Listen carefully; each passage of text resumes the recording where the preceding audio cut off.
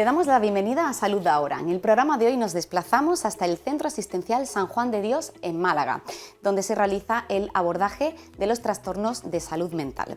Por parte del Distrito Sanitario Málaga Valle del Guadalhorce tendremos unos consejos para descansar bien. Y en el apartado de innovación, desde la Universidad de Málaga llega un estudio liderado desde aquí para todo el mundo sobre la felicidad en el trabajo. El personaje de la semana, el presidente del Colegio Oficial de Farmacéuticos de Málaga, Francisco Criado. Francisco Criado, presidente del Colegio de Farmacéuticos de Málaga, muchísimas gracias por aceptar la invitación de venir a Salud Ahora. A vosotros, ¿qué tal, Marina? ¿Cómo estás? Bueno, lo primero de todo, el agradecimiento de estar utilizando esta antigua farmacia de Bonifacio Gómez, la segunda farmacia, que al menos de la que se constaba, ¿no?, a nivel histórico en la provincia de Málaga y que bueno, se trajeron de manera fiel aquí para tener la historia viva de la farmacia de Málaga en un edificio que, sin embargo, es muy moderno, ¿no?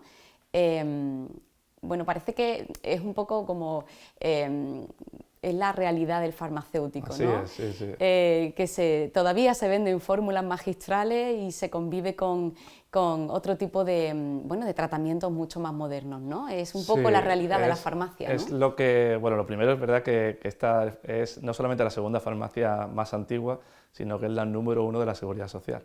Ah, eso no lo sabíamos. Es la farmacia número 1 de la Seguridad Social. Y bueno, creo que data, si no recuerdo mal, de 1886, es del siglo XIX. Y es verdad que representa un poco dentro de esta nueva sede lo que es el farmacéutico, ¿no? O sea, igual que seguimos con las fórmulas magistrales, porque hay todavía medicamentos que solo se pueden formular, pues bueno, nosotros como farmacéuticos, si no recuerdo mal, creo que estamos desde el siglo XII-XIII, antiguamente estaba Galeno, ¿no?, que era un médico farmacéutico, pero cuando ya se empieza a especializar en el medicamento, aunque no dejan de ser medicamentos pues, de tipo plantas medicinales y demás, es a partir del siglo XII, siglo XIII. Entonces, fíjate desde dónde venimos y para seguir avanzando, yo siempre digo que hay que saber de dónde viene uno, ¿no?, y continuar con esa trayectoria, modernizándose y adecuándose a las necesidades que la sociedad tiene hoy día. Y un poco esto es lo que representa esta farmacia dentro de este edificio tan vanguardista, por así decirlo, ¿no? Es un edificio precioso, conocemos prácticamente todos los rincones y la verdad que nos hacéis sentir en casa, así que os damos las gracias. La farmacia, bueno, lo ha dicho, ¿no?, en su respuesta, ha evolucionado muchísimo, sin embargo es una de las profesiones más antiguas que ha existido a lo largo de los tiempos, ¿no? Evidentemente antes vino el médico para paliar el dolor, pero ya necesitaban aquellas personas que atendían los dolores o los problemas de salud que tenían las personas, ya se sabía que había ciertas hierbas medicinales en unos inicios que venían a paliar todas esas necesidades, ¿no? Sí, sobre todo, siempre lo comento de la misma forma, es una puerta abierta al ciudadano, y en este caso a los pacientes, sin necesidad de, por ejemplo, pedir una cita, ¿no? O sea, entonces, bueno, el farmacéutico es mucho más que un agente de salud. O sea, nosotros tenemos un compromiso con la sociedad y creo que necesitamos estar continuamente avanzando.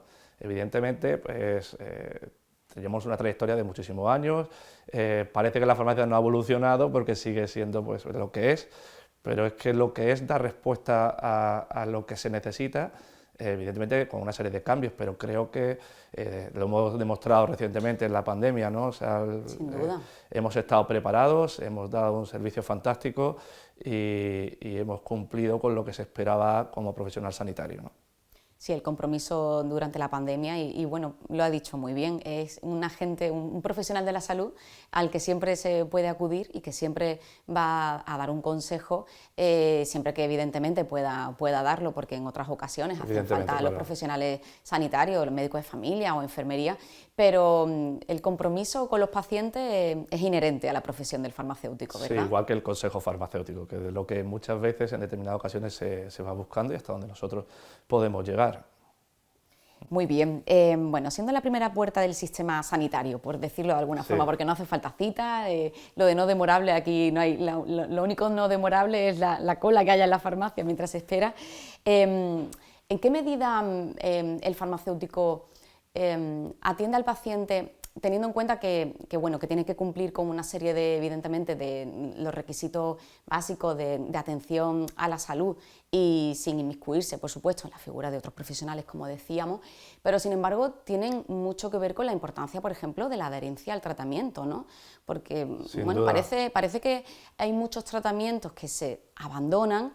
Y yo creo que gran parte del éxito de muchos de esos tratamientos reside en la atención que se ofrece por parte del farmacéutico. Sin duda, nosotros siempre hemos apostado por la adherencia al tratamiento como método de prevención. O sea, el gran caballo de batalla de que el paciente sea adherente es que luego no sufra unas complicaciones posteriores de la enfermedad, que incluso, si hablamos ya no solamente implica la salud del paciente, que se agrava, sino también lo que eso al sistema sanitario le conlleva, ¿no?, económicamente. O sea, un paciente que no es adherente luego va a tener a lo mejor más hospitalizaciones, va todo un poco de... O sea, crear adherencia en el paciente es crear salud, ¿vale?, tanto para el paciente como para todo, para el sistema en general. Entonces nosotros sí que estamos en eso, podemos trabajar mucho, estamos formados para ello y por ejemplo, lo que antes se llamaba el pastillero, ¿no?, o comúnmente le decimos pastillero, sí que está ya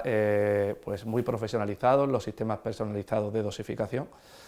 Son SPD, no sé si habréis escuchado hablar del SPD, pero bueno... Pues eso, lo podemos explicar.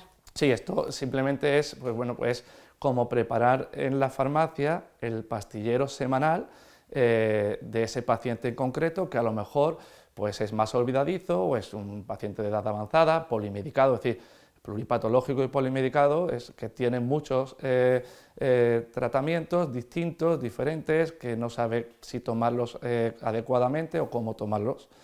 Puede tomarlos, por ejemplo, la pastilla para el colesterol, sabemos que la síntesis del colesterol se produce mayormente por la noche, entonces la importancia de tomar esa pastilla por la noche, a veces se nos olvida, entonces no solamente es no cumplir con el tratamiento, o sea, no o dejar un tratamiento abandonado, sino... Hacerlo en su momento exacto, correcto, hacerlo, ¿no?, en su momento correcto y hacerlo de forma continuada. Y todo esto se consigue pues, mediante los sistemas personalizados de dosificación que ya son una realidad en la oficina de farmacia y están a disposición de los pacientes. ¿Están en todas las farmacias o se está implantando poco a poco? Se está implantando, prácticamente pues, la gran mayoría de las farmacias ya están formadas, luego ya es un servicio que alguna farmacia decide darlo, otra no, porque bueno, también tiene que evaluar los medios que pueda tener esa oficina de farmacia para ofrecer ese servicio.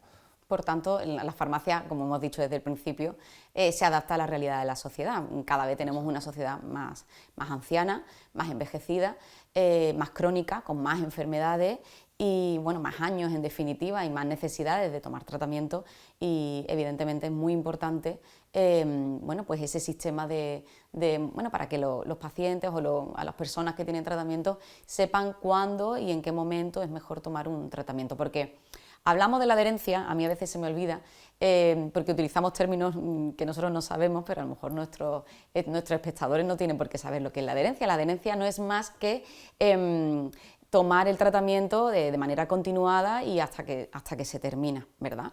Exacto. Porque hay tratamientos, como por ejemplo los antibióticos, que si no se termina con el ciclo prescrito, puede ocasionar daños para nuestra salud, ¿verdad? Claro, o sea, una cosa es un tratamiento crónico que puede ocurrir, bueno, que si se deja ese tratamiento crónico, no se toma de la forma adecuada, pues agrave la enfermedad, como he comentado antes, y otro es el caso concreto de los antibióticos. Los antibióticos no agravan la enfermedad, pueden resolverla en ese momento, aunque se deje de tomar y no terminar el tratamiento completo, pero sí es verdad que posteriormente puede generar una resistencia, es decir, que en una enfermedad que necesite ese antibiótico, pues años más tarde, si no se ha cumplido bien con los tratamientos, puede crear una resistencia y es que ese antibiótico en concreto no haga el efecto deseado dentro del organismo. Esto es lo que se llama la resistencia antimicrobiana, exacto, de la que cada vez se habla más y que cada vez en las UCI de los hospitales y los servicios de infecciosas de los hospitales están viendo más problemas porque la gente ha abusado, antes no, mucha gente antes compraba en la farmacia antibióticos, bueno, pues porque por las circunstancias sí. No se exigía la prescripción obligatoria o había otros mecanismos, sin embargo eso ahora trabaja mucho, ¿verdad?, por esa seguridad. Hay una concienciación profesional desde todos los ámbitos, yo diría que es algo ya multidisciplinar, hablaría de médicos, hablo incluso de veterinarios, hablo de farmacéuticos, todos trabajando en conjunto para hacer un uso responsable de los antimicrobianos. Ha habido muchas campañas, ha habido cursos de formación a profesionales y esa es la línea a seguir. Hay que intentar evitar que bueno, esto que ha ocurrido en el pasado, evidentemente ahora ya está muy controlado, claro. Todo el tema con las recetas, no se dispensa un antibiótico en la oficina de farmacia si no viene con su receta Yo prescrita. creo que además de ustedes se han formado y informado, y yo creo que además nos han terminado por educar a la población, porque creo que a nadie ya se le ocurre ir a una farmacia o a poca gente a pedir un antibiótico como se hacía hace 20 años, ¿no? Sí, ha habido un trabajo de educación poblacional, eso está claro, y es más, no solamente ha sido el pedirlo, que al principio pues costaba, sino también es verdad que cuando han tenido restos, por ejemplo, de otro tratamiento anterior, han venido a la farmacia diciendo, oye, tengo esto me vale. Entonces nosotros ahí trabajamos mucho en la educación, no, mira, esto fue un tratamiento anterior, tú ahora no sabes si lo necesitas o no lo necesitas, ve a tu médico, consúltalo y si necesitas una prescripción de un antibiótico, pues vuelves. Pero intentar evitar eso, lo que es la automedicación, que también ha ocurrido en muchos casos. Claro, bueno, en parte yo creo que la labor que se realiza dentro de la oficina de farmacia a la hora de ofrecer ese consejo farmacéutico es fundamental para que la gente no se automedique y sobre todo no utilice determinados fármacos que, si bien pueden comprarlos de manera, bueno, de manera normal, que no necesiten un volante, como se decía antes, bueno, realmente bueno, es un papel muy importante como agentes de salud por parte de bueno, esa educación tan necesaria a la ciudadanía. Yo creo que parte de la educación que también están ustedes ofreciendo en la farmacia es en torno a los genéricos, ¿no? Porque esto ha generado como un poco de controversia también.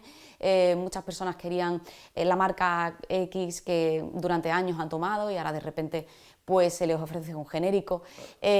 ¿Cómo de difícil ha sido gestionar esto en las oficinas de farmacia? Bueno, es una cuestión de confianza, eso está claro. El medicamento genérico es un medicamento bioequivalente al medicamento de marca, solo que la marca evidentemente es el original y tiene un periodo por haber sido el primero, por así decirlo, en el que su patente le permite que no haya otros laboratorios que fabriquen el mismo medicamento, por así decirlo, con la misma composición. A partir de que la marca pierde la patente, otros laboratorios pueden fabricar el mismo medicamento. Estos son los genéricos. Por hacer una analogía, esto es como la marca blanca y la marca en el supermercado, más o menos, para que la gente lo pueda entender, es, ¿no? Pero sabiendo con tranquilidad y con seguridad que es lo mismo. Es decir, es un medicamento igual de seguro e igual de eficaz y seguridad. Eso es lo que todos los pacientes tienen que tener claro. Evidentemente también tienen pues, la libertad de elegir entre marca o genérico, ¿vale? El médico, aquí en Andalucía en concreto, prescribe por principio activo, es decir, prescribe la composición y luego va a la farmacia y el paciente puede elegir el genérico o la marca, ¿vale? Pero son efectivos, ¿verdad? Son efectivos, son igual de efectivos, igual de seguros y son bioequivalentes. ¿Bioequivalentes qué quiere decir? Que llegan al organismo en igual cantidad, al mismo tiempo y se eliminan de la misma forma.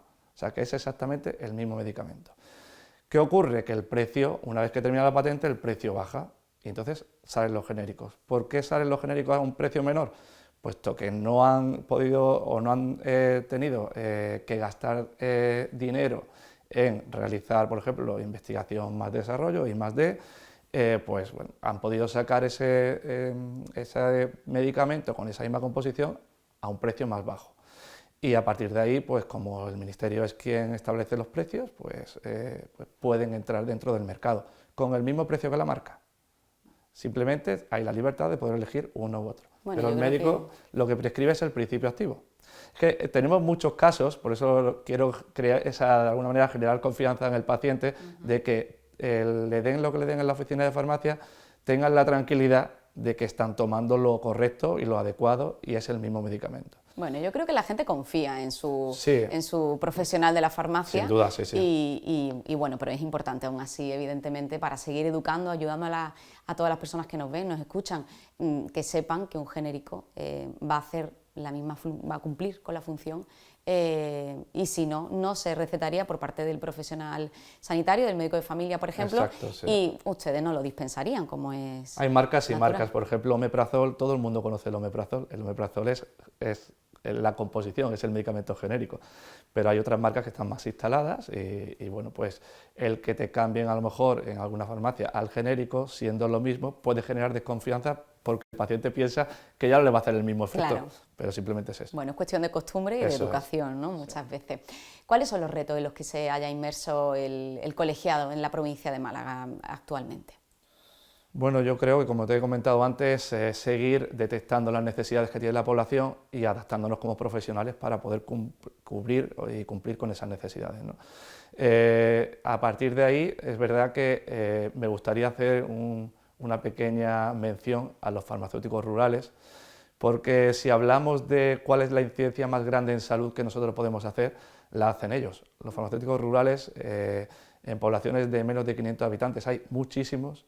Son farmacias con viabilidad económica comprometida, se llaman farmacias BEC, que prácticamente pues subsisten, por así decirlo, y que dan un servicio impecable a la sociedad. Imprescindible, claro. Imprescindible. De hecho, en muchas poblaciones de menos de 1.000 habitantes, de menos de 500 habitantes, son durante gran parte del día el único profesional sanitario que hay. Entonces, pues bueno, y está plenamente capacitado para cubrir todas las necesidades de salud que se puedan dar. Muy bien, pues Francisco Criado, muchísimas gracias por acompañarnos en Salud Ahora, muchas gracias por cada semana invitarnos a esta sede desde la que divulgamos salud, desde la que contamos con el testimonio de valiosos profesionales, pues como la suya, y le agradecemos mucho que nos acojan. Bueno, que estáis en vuestra casa, lo sabéis, y que lo que necesitéis, pues aquí estamos para atenderos. Muchísimas gracias. Gracias a vosotros.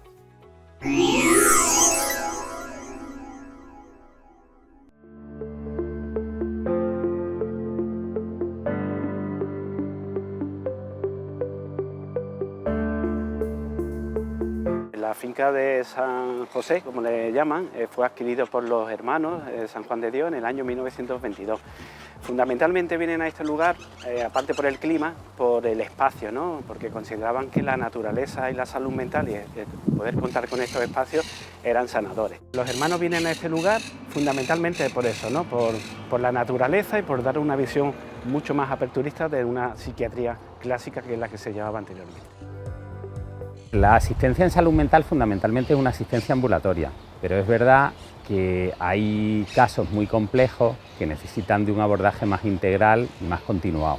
Y la Orden Hospitalaria de San Juan de Dios se ha caracterizado siempre por trabajar en pro de personas o colectivos que son vulnerables. Y normalmente la asistencia a este tipo de colectivos es difícil de conseguir porque se necesitan recursos que sean muy especializados. Este centro lo componen 3 grandes áreas asistenciales: salud mental, discapacidad intelectual y psicogeriatría. Y bueno, el elenco profesional es diverso, ¿no? Porque lo que intentamos es tener una atención integral y para ello contamos pues, con diferentes profesionales, ¿no? Desde enfermeros, terapeutas ocupacionales, trabajadores sociales, TCAE, psicólogos clínicos, psiquiatras, con una visión fundamentalmente de esa visión integral en la asistencia. Y bueno, el valor que impregna mucho nuestra organización es la humanización, ¿no? El trato, ¿no?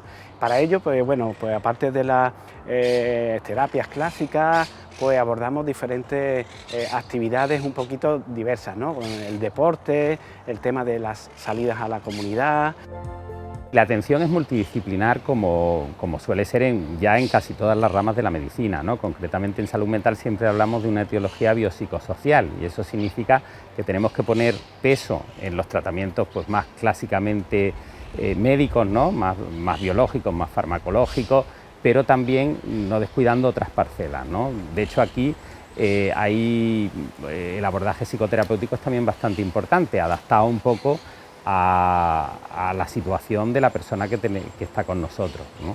Y también el abordaje social, es decir, el centro procura estar, aunque somos un centro de ingreso, pero hay muchos programas conectados con la comunidad para evitar que la persona se quede un poco en una situación de hospitalismo cerrada un poco el entorno social. La idea un poco en la mayoría de los casos es que luego puedan hacer vida en el exterior, es decir, que aunque sean tratamientos un poco más largos, pero que luego puedan incorporarse a otro tipo de recursos, o bien de regreso a sus familias o a recursos de estancia en la comunidad por programas de piso, etcétera. El papel de la autonomía en los cuidados es fundamental, ¿no? Porque la enfermera lo que hace aparte de cuidar es suplir y acompañar, ¿no? Acompañar en aquellas necesidades que en un momento determinado el paciente no es capaz de hacerlo por sí mismo, ¿no? Entonces lo que intentamos es acompañar, ¿no? Fomentando fundamentalmente lo que es la autonomía de la persona. En nuestro objetivo está una asistencia integral y es una asistencia que tiene que combinar la calidad un poco, digamos, técnica con la calidad humana. Para las personas el estar viviendo apartados de la sociedad no es nada bueno, no favorece un poco sus potencialidades. Entonces, quizá la parte más difícil de llevar en nuestro día a día es como diseñar una asistencia personalizada, y eso hace que en la mayor parte de los casos, si vemos que hay posibilidad de que por su situación clínica puedan disfrutar de programas en la comunidad, pues tratamos de favorecerlos, tanto desde el punto de vista ocupacional, digamos, para poder realizar actividades fuera, como desde el punto de vista de ocio, ¿no?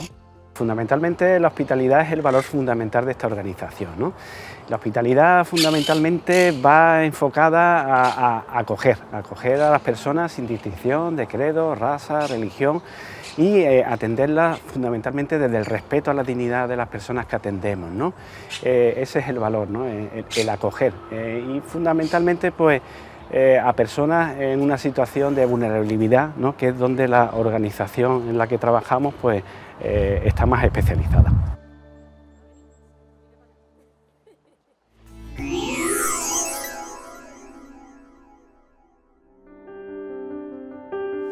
Hoy quiero hablarte sobre algo muy importante, la higiene del sueño. ¿Sabías que dormir bien es casi más importante o igual de importante que una alimentación sana y un ejercicio físico? Pues sí. Y para conseguirlo quiero darte algunas recomendaciones que te van a servir en las distintas etapas de tu vida, ¿no? Cuando los peques, con esa edad, los menores necesitan dormir entre 9 y 11 horas. Para eso ellos deben de ir a la cama y despertarse con unas rutinas de horario.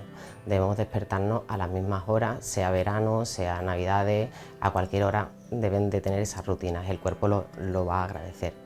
Debemos de evitar las pantallas, nada de tablet, nada de tele, porque esas pantallas azules no hacen el que no se desprenda la melatonina, que al final nos produce que no podamos conciliar bien el sueño. Los niños también deben de no tener comidas copiosas, porque al final el comer una cena muy abundante puede hacer que hagan digestiones pesadas y no podamos tener momentos de sueños conciliadores. Siempre para ir a la cama podemos leer un cuento, escuchar una canción tranquila o bien hablar con papá y mamá, que al final nos podemos hablar del día que hemos tenido hoy, ¿no? Para cuando estamos más adultos, pues tenéis que pensar que el trabajo, los problemas, los niños, pues al final hacen que descuidemos el sueño. Pero es casi más importante que muchas otras cosas. Al final nos ayuda a defendernos de muchas enfermedades o incluso evitarlas, ¿no? Para ello, pues igualmente tenemos que hacer una regulación de las horas de sueño, intentar acostarnos y levantarnos a las mismas horas y hacer una rutina. Evitar las bebidas energéticas, los estimulantes, café, el té, eso nos va a producir que tengamos un sentido más de nervios y no podamos descansar a gusto. Si tenéis alguna preocupación importante, no te la lleves a la cama. Un truco que funciona, anótala en una libreta y déjala para resolverla al día siguiente. Te va a hacer que te quedes tranquilo porque ya lo tienes ahí pendiente, pero te va a dejar conciliar el sueño. Evita sobre todo llevarte el trabajo a la cama, correos, móviles, y así pues poder descansar. Las luces azules de las pantallas nos perjudican a la hora de dormir. Nos desconcentran, nos crean mal humor e incluso podemos desarrollar algún tipo de enfermedades porque afectan al sistema inmunitario.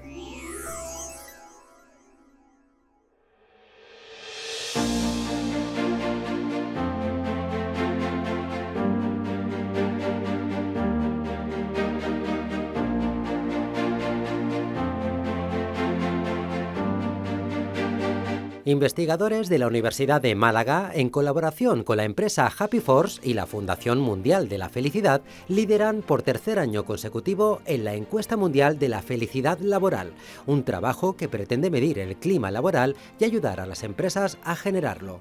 La principal motivación es que lo que no se mide no se puede mejorar. Entonces, aunque es un tema que a veces puede sonar más filosófico, hay que medirlo como cualquier factor que quieran mejorar. Entonces, en este caso la felicidad es muy importante mejorar, así como el bienestar, porque ayuda no solo al trabajador, sino incluso a su entorno cuando sale del trabajo para mejorar su familia incluso. Un trabajador feliz y que está bien en el trabajo va a estar bien en su casa después, y también a la hora de cuando nosotros medimos y evolucionamos y mejoramos la felicidad, se produce un incremento, está demostrado, en la productividad en las empresas, en la creatividad, en el compromiso del trabajador, en la idea de permanecer más en la empresa, etcétera. Es decir, tiene múltiples beneficios que al final benefician al trabajador y a la empresa, ¿no? Los objetivos de esta encuesta son la medición del nivel de felicidad de los trabajadores a nivel mundial, reflexionar sobre el impacto que eso tiene en la vida de las personas y ayudar a los equipos directivos a tomar decisiones basadas en datos para incrementar la felicidad de sus equipos. La inversión en bienestar y en felicidad por parte de la empresa es rentable. Está más que demostrado en toda la literatura y hay un montón de casos de estudio que demuestran que un trabajador que está bien, no solo físicamente, social y mentalmente, y también financieramente, por qué no decirlo, y a nivel profesional, es más feliz y eso repercute positivamente en la empresa. Desde hace 90 años, la Universidad de Harvard estudia este concepto. De ahí que hace unos años surgiera la idea de medir la felicidad en el trabajo en países de lengua hispana. Con esta iniciativa se están logrando avances significativos para comprender cómo las empresas pueden y deben contribuir al bienestar y felicidad de sus empleados. Bueno, resultados que hemos obtenido, ¿no?, durante estos años, ¿no?, y que se han repetido en muchas ocasiones, es que aquellos trabajadores que trabajan en empresas más pequeñas, en la pyme, son más felices que aquellos trabajadores que trabajan en empresas más grandes.